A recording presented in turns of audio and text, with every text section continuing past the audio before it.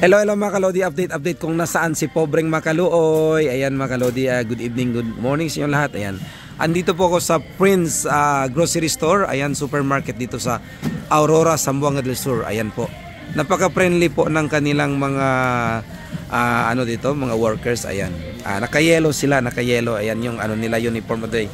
Kaway-kaway kayo mga lodi. Ayan, kaway-kaway kayan. Huwag kayong mahiya. Ayan, para ano kayo, sikat kayo. Makikita kayo sa buong mundo. Ayan. Napakaganda po ng ano na grocery store kasi napakalaki. Tapos syempre first time ko dito kaya blinag ko na rin yan security guard nila. Napakabait yan. Ayan. Oh, kaway-kaway kayo dyan mga lods. Ayan. Makita kayo sa buong mundo ha. Ayan. Ayan. Oh, ayan. Oh, di ba napakalaki mga kalodi. Saka pag may time kayo mga kalodi, daan po kayo dito sa kanilang supermarket. Napaka-friendly ng mga staff.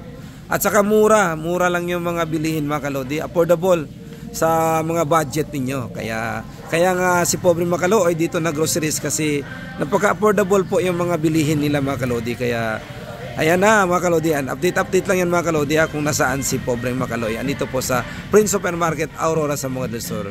Kaya mga kalodi the more you give, the more sa pangkalusugan ating kayamanan. Okay, bye-bye!